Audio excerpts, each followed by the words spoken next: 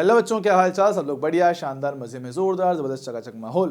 तो भाई आज हम जो लेके आए नीट 2025 के बारे में एक और अपडेट, ठीक है, जहां पे आपको बताया जाएगा कि आपके एग्जाम का पैटर्न क्या होने वाला है, आप एग्जाम के लिए क्राइटेरिया क्या रहेगा कि आप एग्जाम के लिए एलिजिबल हो या नहीं हो, और उसके अलावा मेरे पास क्या क्या क्या क्या कोड आपको जरूरत है एग्जाम देने के लिए, उसके बारे में बात करेंगे। ठीक है, तो फटाफट से जरा इस बात को खत्म करते हैं। ठीक है, तो सबसे पहले अगर हम लोग जाएंगे पेज नंबर कितना 21 पर, ठीक है, 21 पे आते हैं। तो 21 पे आपको मिलेगा चैप्टर 3 एग्जामिनेशन स्कीम कि भाई आपका एग्जाम किस तरह का होने वाला है। तो फटाफट से इसको देख लेते हैं कि एग्जाम मेरे पास क्या आपका वही पैटर्न होगा जो आपका कोविड से पहले वाला था। मतलब कि आपके एग्जाम में वही आपके 4 subject physics, chemistry, botany, zoology और हर एक सब्जेक्ट के कितने 45 क्वेश्चन होंगे। तो 45 क्वेश्चन फिजिक्स के, 45 क्वेश्चन आपके केमिस्ट्री के और टोटल 90 क्वेश्चन आपके बायोलॉजी के होंगे, बॉटनी और जूलॉजी मिलाकर। तो टोटल मेरे पास कितना सर, वही आपके 180 क्वेश्चन आपके एग्जाम में रहेंगे। ठीक है, तो मेरे पास कितने टोटल, मेरे पास 180 क्वेश्चंस रहेंगे और इनका मार्क्स कितना 720 रहेगा। इसमें कोई भी अपने पास एक्स्ट्रा टाइम नहीं रहेगा, वही टाइम है 2 से लेकर 5 बजे तक का 3 घंटे का एग्जाम है। 180 क्वेश्चन है, 720 मार्क्स से, ये वही पैटर्न आ चुका है जो आपका कोविड से पहले वाला था। ठीक है, उसके अलावा बात करते हैं। ओहो खुल जा भैया। ठीक है, उसके अलावा और बात करते हैं कि मेरे पास कुछ खास पॉइंट आपको याद रखने हैं कि सर हमें ऑलरेडी पता है कि अगर आप किसी भी क्वेश्चन को सही आंसर करते हैं तो भैया उसके +4 मार्क्स मिलते हैं, गलत करने पे -1 मिलता है, और अगर आपने आंसर नहीं किया है तो उसका स्कोर कितना 0 आपको मिलता है। सही क्वेश्चन के 4 मार्क्स, गलत पे -1, और आपने छोड़ दिया है, अटेम्प्ट नहीं किया है, तो उस पर आपको मिलेगा 0 स्कोर। ठीक है, उसके अलावा और कुछ खास बात है कि सर एग्जाम में कई बार होता है कि अगर एग्जाम में किसी क्वेश्चन का आंसर एनटीए की तरफ से गलत आ गया है, उसमें ऑप्शन ही गलत दिए हुए होते हैं, तब उस कंडीशन में क्या करते हैं समझिएगा। If more than one option is found to be correct, then 4 marks will be awarded to only those who have marked any of the correct option। मतलब कि मान लो कि एग्जाम में 4 में से एक नहीं 2 ऑप्शन करेक्ट आपको मिल रहे हैं, 2 या 3 ऑप्शन एग्जाम में सही हैं, 2 या 3 ऑप्शन एग्जाम में सही है। अब सर एग्जाम में तो हमें एक ही टिक करना होता है, तो उन बच्चों को +4 मार्क्स मिलेगा जिन्होंने सही वाले ऑप्शन को टिक किया। फॉर एग्जाम्पल कि मान लो कि मेरे पास क्या है, आपका ऑप्शन ए और बी दोनों ही करेक्ट है, तो जिस बच्चे ने ऑप्शन ए टिक किया है या ऑप्शन बी टिक किया है उन्हीं को +4 मार्क्स मिलेगा, वरना नहीं मिलेगा। अगर आपने छोड़ दिया है तो उसमें कोई आपको बोनस मार्किंग नहीं मिलेगी, सिर्फ उन्हीं स्टूडेंट को नंबर मिलेगा जिन्होंने क्वेश्चन को अटेम्प्ट किया था। ठीक, पहला पॉइंट कवर। अगला, if all options are found to be correct then 4 marks will be awarded to all the students. मतलब कि all those who have attempted the question. मान लो कि मेरे पास अगर चारों ही ऑप्शन करेक्ट हैं, तब भी आपका मार्क्स उन्हीं बच्चों को मिलेगा जिन्होंने क्वेश्चन को अटेम्प्ट किया, जिन्होंने क्वेश्चन को ट्राई किया, जिन्होंने सभी ऑप्शन पे टिक मारा है। 4 में से कोई भी टिक मारा है उनको बिल्कुल सही आंसर इसमें मिल जाएगा। क्या बोलते हैं, if all options are found to be correct then 4 marks will be awarded to all those who have attempted. जिन्होंने क्वेश्चन को अटेम्प्ट किया है, छोड़ने वाले को कुछ नहीं मिलेगा, छोड़ने वाले को कुछ नहीं मिलेगा। मतलब कि मान लो चारों ऑप्शन करेक्ट हैं, तो अगर बच्चों ने इन चारों में से किसी भी एक पर टिक मारा हुआ है तो उनको नंबर मिलेगा गारंटी के साथ। तो एग्जाम में अगर ऐसी चीजें आपको फील हो जाए कि मान लो कि 2 ऑप्शन करेक्ट हैं, तो आप एटलीस्ट एक को जरूर टिक मार के आए, वरना +4 मार्क्स जो आपको मिलने चाहिए वो नहीं मिलेगा। ठीक है, उसके अलावा मेरे पास क्या, third most important, if none of the option is found to be correct. मान लो कि चारों ऑप्शन में से एक भी ऑप्शन मेरे पास सही नहीं है, तो उस कंडीशन में सारे के सारे बच्चे, चाहे क्वेश्चन अटेम्प्ट हुआ हो या नहीं हुआ हो, तब सभी को +4 मार्क्स मिलेंगे। तो इस केस में सभी को नंबर मिलेंगे अगर क्वेश्चन में ऑप्शन सही है ही नहीं, चारों में से एक भी सही नहीं है तो सभी को मार्क्स मिलेंगे। लेकिन अगर चारों में से 2 सही हैं, एक सही है, चारों सही हैं, तो जिन बच्चों ने टिक किया है सिर्फ उन्हीं को मार्क्स मिलेगा, वरना नहीं मिलेगा।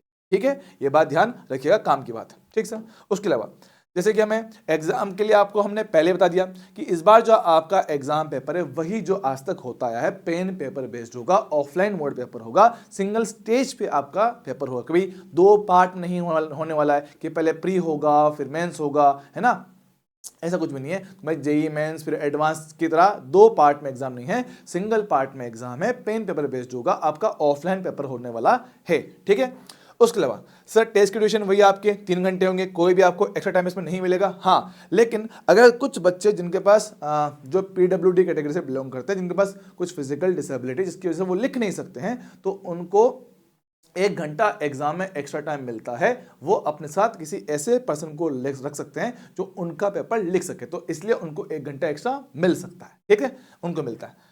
आगे बात करें, ये तो हो गया अपने पास, ठीक है। मीडियम, आपने जो एग्जाम का पैटर्न होगा वो आपके इन सारी लैंग्वेज में होने वाला है। इंग्लिश में होगा, हिंदी में, असमी, बंगाली, गुजराती, मलयालम, कन्नड़, उर्दू, मराठी, उड़िया, तमिल, तेलुगु और पंजाबी, ठीक है, इन सभी लैंग्वेज अपने पास होगा।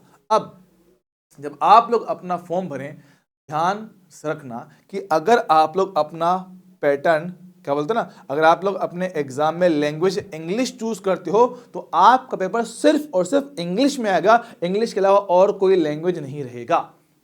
लेकिन अगर आप इंग्लिश के अलावा और कोई भी भाषा चुनते हो, अगर आप लोग इंग्लिश के अलावा कोई और भाषा सुनते हो, फॉर एग्जांपल कि मान लो सर हम तो हिंदी मीडियम के, तो अगर मैं हिंदी अगर मैं हिंदी में लैंग्वेज चूज करता हूं तो मुझे एग्जाम पैटर्न में हिंदी और इंग्लिश दोनों मिलेंगे।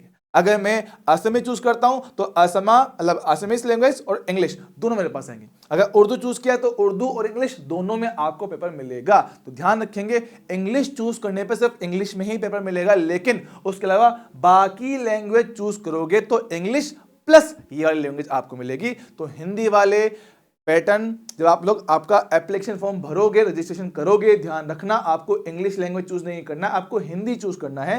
हिंदी वाले में हिंदी और इंग्लिश दोनों में आपको पेपर मिलेगा ताकि दिक्कत ना हो, ध्यान रखिए इस बात का, ठीक है। उसके अलावा बात करें आगे, मेरे पास कहाँ है, ये तो आपका हो चुका है, ठीक है, done done done done done, ठीक है, ये हो चुका है। अब इसके मेरे पास एक काम की बात और भी है, 71, ठीक है, 71 आपका एग्जाम क्वालिफाई करने का क्राइटेरिया। बच्चे अभी भी इसमें मतलब बहुत डाउट में, जो कि मैं आपको ऑलरेडी एक शॉर्ट के थ्रू मैं आपको समझा चुका हूं, ठीक है, लेकिन फिर भी बच्चे थोड़ा डाउट में कि सर हमें डाउट है, हम एग्जाम नहीं दे पाएंगे क्या। देखो मैं आपको क्लियरली बोलता हूँ, यहाँ पे क्लियरली शब्दों में लिखा हुआ है, कहाँ गया दिखाते हैं आपको, स्कोर इसमें देना चाहिए। देखो हाँ, ये कुछ बच्चों का डाउट था बड़ा सा कि सर जिन बच्चों के पास बायोलॉजी एज एक्स्ट्रा है ना, आपका जो होता है ना कि भाई सर हमने क्या ना, हमने जो 12th क्लास की है, 11th 12th पढ़ा, हमने वो पीसी में पढ़ा है, फिजिक्स केमिस्ट्री मैथ्स से पढ़ा है और बायो हमारा एडिशनल सब्जेक्ट था, तो क्या हम लोग नीट का एग्जाम दे सकते हैं? बिल्कुल यस। अगर आपका बायोलॉजी आपका एडिशनल सब्जेक्ट के रूप में आपने लिया हुआ है तो यस, आप लोग बिल्कुल नीट का एग्जाम दे सकते हो। तो लिखा हुआ इसमें साफ साफ इसमें लिखा हुआ, कहाँ गया, ओहो रुकेंगे, दिखाते हैं आगे इसमें लिखा होता, क्या लिखा था इसमें, देखो हीरा, यहाँ पे थोड़ा इसको चलाना पड़ेगा, थोड़ा नीचे है ये, यहाँ पे लिखा, देखो इसमें लिखा हुआ क्लियरली कि जिन बच्चों ने किसी भी हाई स्कूल से, ओपन स्कूल से, कहीं से भी आपका एडिशनल सब्जेक्ट में बायो को पढ़ा हुआ है, वो सभी बच्चे नीट का एग्जाम बिल्कुल दे सकते हैं, उसमें कोई दिक्कत वाली बात नहीं है, आप लोग बिल्कुल अलाउड हो, ये यहाँ पे लिखा हुआ है, ठीक है। और उसके अलावा एक बात इसमें और भी थी जो मुझे आपको बताना था, कहाँ गया, कहाँ गया, 12th क्लास का इसमें था,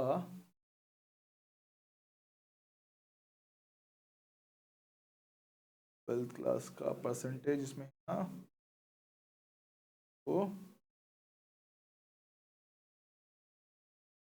ये रुकेंगे, देखो ये रहा, बच्चों जिनको डाउट है, देखो लिखा हुआ है कि हमारे पास क्या है, the candidate must have pass intermediate class 12, क्योंकि जो अपने क्लास 12 होता है वो पास किया होना चाहिए, और it's equivalent examination recognise by the concern state, जो भी आपका स्टेट होता है, ठीक है। उसके बाद आपका जो स्कोर होना चाहिए, ठीक है, education board with subject of physics, chemistry, biology and English individually must have obtained a minimum of 50%, ध्यान सुनेगा, मिनिमम ऑफ 50%, ओहो पेन कहाँ गया, minimum of 50% marks taken together physics chemistry and biology.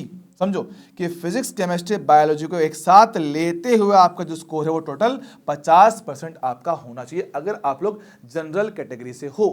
जिन बच्चों को डाउट है कि सर इंग्लिश और हिंदी मिला के 50%, नहीं, आपका फिजिक्स केमिस्ट्री और बायो इन 3 सब्जेक्ट का मिला के जो आपका स्कोर है वो 50% होना चाहिए। मतलब कि इनका जो स्कोर है 300 में से कम से भी कम आपका 150 बनना चाहिए फिजिक्स केमिस्ट्री बायो का मिला के, इससे कम है तो आप नीट 2025 का एग्जाम नहीं दे पाओगे। जो बच्चे 12th क्लास में चल रहे हैं, अगर 12th क्लास के एग्जाम के बाद मान लो आपने नीट का एग्जाम क्लियर कर लिया लेकिन आपके बोर्ड में ये स्कोर नहीं बैठ रहा है तो आप लोग काउंसलिंग में नहीं बैठ पाओगे, आप लोग कॉलेज में एडमिशन नहीं ले पाओगे। ये क्राइटेरिया जरूरी है। और अगर आप लोग SC ST OBC से हो तो आपका स्कोर कितना 40% होना चाहिए सेम तरीके से, समझे क्या? ये अपने पास कहानी है। अच्छा, अब उसके अलावा मेरे पास क्या है, आपको कोड कौन कौन से यूज करने हैं, ठीक है, आपको कौन कौन से कोड यूज करने हैं वो भी बता दें साथ में, इसमें कुछ खास काम तो बचा नहीं है, ठीक है। कोड, भाई कोड मेरे पास जो आपके खास इंपॉर्टेंट कोड जो आपको याद रखना है जब आप लोग फॉर्म भरोगे, तो कोड भरते वक्त सबसे पहले मेरे पास क्या है, कोड 01।